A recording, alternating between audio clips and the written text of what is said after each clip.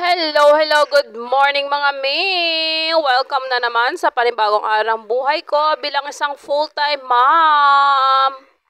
This morning ay masama talaga ang pakiramdam ko at di ako masyadong nakatulog. At antok na antok pa ako. Nakikita nyo naman talagang pikit pa yung mata ko sana. Pero kailangan nating bumangon at kumilos dahil yung mga bata ay gising na. At maya-maya ay hingi na yan sila ng kanilang almusal, lalo na si kuya. Kaya no choice tayo bilang isang full-time mom at solo parent na naman. At solo na kumikilos sa buong bahay. Kaya go, go, go! Kahit may naramdaman. At ito yung aking bunso. Gising na yan siya, nakadede na rin yan. Ayan, pinadede ko na siya kung konti kanina. And then sa Ate Polly, napalitan na ng diaper din yan. Nakadede na rin. So, si kuya na lang. Pero kakain pa rin yan si Ate Polly ng breakfast. At ito na nga, babangon na tayo mga May. Karga-karga na naman ang aking bunso. Dahil nga at gusto na rin yan. Pagkagising niya, alam nyo naman, gusto niya na rin magpakarga. Kailangan natin kargahin ay dahil magningiyak-ngiyak na naman yan siya. So, dito na tayo sa ating everyday tambayan. May tira pa akong kanin kagabi. So, initin ko na lang to for kuya.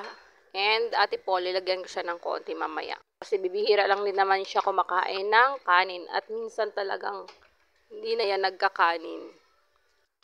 And ang ating mesa ay punasan na muna natin dahil maalikabok at may dumi dyan kung anong umakyat na mga insekto at mga pusa. Alam niyo may pusa ditong umaakyat. Dami yan kasi kinakalkal yung aming mga basura. So, ito yung itlog. Na-prepare na ako ng itlog. 5 itlog. Yung 4 yan is maybe is scramble ko and side up yung isa. And then, punasan na muna natin ang ating favorite area dito sa aking kusina. So, ayan. Magulo pa yan at hindi ito pa masyadong maayos dahil hindi pa tapos ang bahay. Alam nyo naman, unti-unti lang gawa dahil wala tayong budget. So, ayan, okay lang yan dyan. At least malinis. Malinis pagkatapos ng ating gawain. So, hugasan na natin itong anik dito. Dahil kagabi to, hindi ko nahugasan. Mas kailangan kong unahin i-prepare yung mga bata kaysa atong mahugasin. Okay na yan, basta dyan lang sa sink.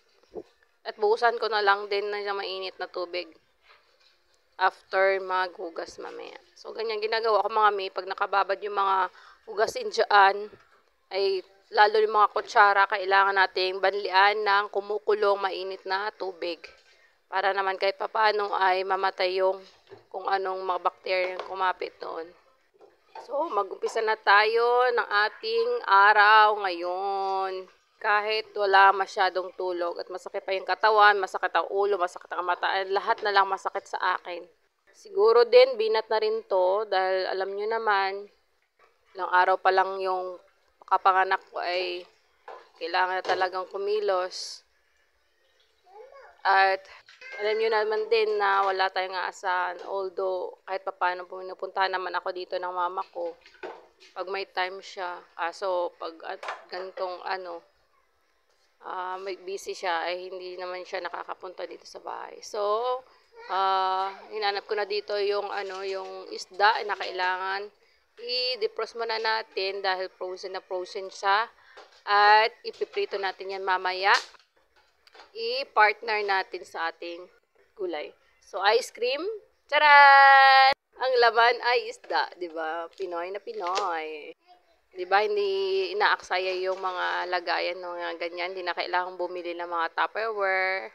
Kesa naman itapon, ay gamitin natin. So, ito yung ating patola at itong kamatis.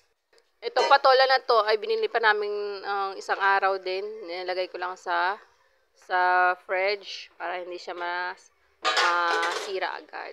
So, babalatan na natin yan at lulutuin na natin.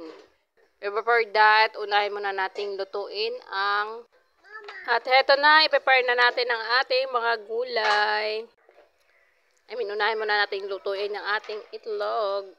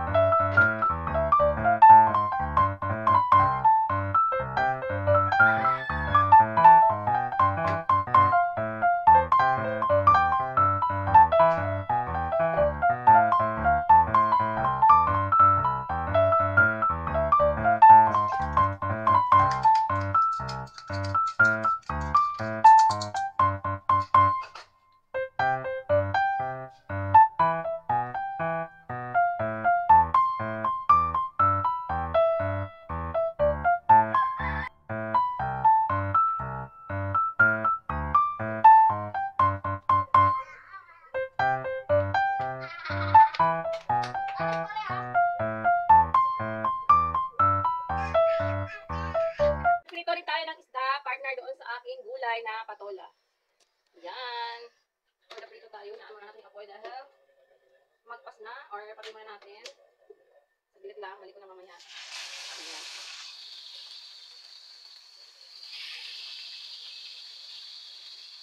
Ngayon lang ako ulit nakapagprito ng isda.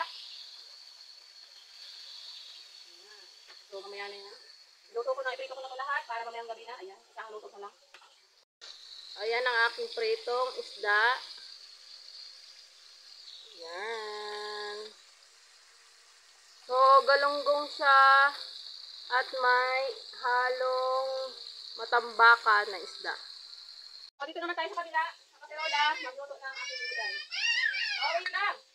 Okay na, wait lang. Aking sibuyas at bawang. Bawang at sibuyas. Tayo mga para makita. Asan yung aking camera? Kaya aking ano. Ayan, isa muna natin aking bawang at sibuyas. Tingnan na rin ang aking kamatis. Kamatis.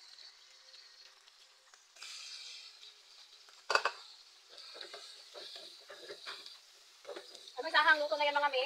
Para hanggang mamayang tanghali. Para hindi na ako magluto ng luto kasi nga alam niyo naman may mga bata at solo lang tayo dito sa bahay. So, kailangan natin magluto na ng isahan para hindi ano. Ayun, nakita niyo naman yung ano ko.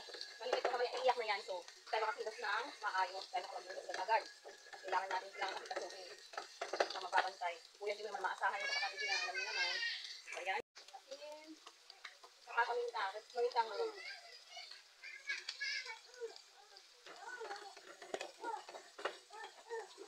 Nilagay ko na itong aking patola. Patola ba talaga tawag? Patola. Siguro maliit ang aking magalang. Ako maraming tubig nito. Ayan.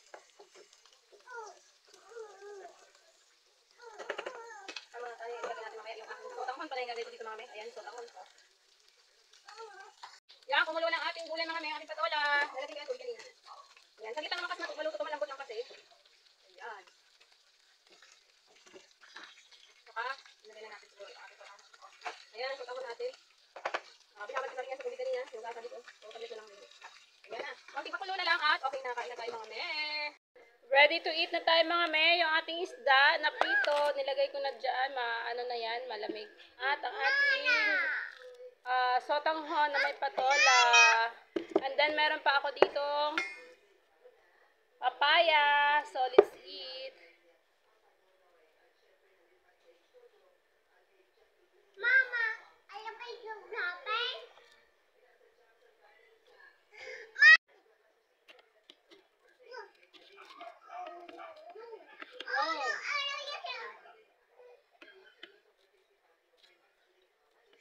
Hindi ako masyado nakatulog kagabi mga may kasi nga kumikirot yung itong breast ko. Hulog anak. Nakaraan dito naman sa kabila. May kagabi, dito naman. Nakaraan kasi nilagnat ako dito. Ngayon hindi man masyado. Ewan, mas pero masama yung pakiramdam ko kagabi eh. Saka di muna ako nagpump kagabi eh. The whole night. Inanokan ko lang ng tela yung dito ko para pag in case tumulo ay doon mapunta, hindi siya magkalat kasi nga nilalanggam. Ayun, sining umaga lang ako doon nagpump. Kasi sobrang sakit talaga. Hindi pa rin siya, humihilom yung sugat ko doon sa may nipple ko banda. Ito mahirap sa pag inverted nipple ka, pag napapam ka, sinasuction kasi niya, bumubo ka, tapos nagbibiyak. Ayun. Ayun yung problema ko. So, pero gusto ko talaga mapabreastfeed talaga ng pure sana sa anak ko, pero wala akong magagawa. Kagabi, dalawang beses ko siya tinimplahan ng formula. Kasi nga, alam niyo na, malaki na siya, at yung demand ng milk niya, marami na rin. So, ayun, hindi talagang kailangang, timplahan siya. No choice talaga ako. Pero pag, okay naman na yung, yung breast ko, hindi na masakit. Yung sugat. Diretso ulit ako, hindi na ako magtitimpla ng formula. For emergency lang kasi yung formula niya, ayan, pag ganyan, hindi ako nakapag-pump or nagpapalat sa kanya. So, itong isda pala namin, nakaraan pa itong binili daddy sa freezer lang. Ayaw ko lang sa minuto.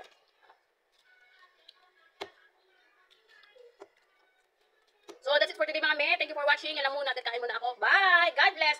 Please subscribe po ang aking channel para madali po ako monetize. Bye!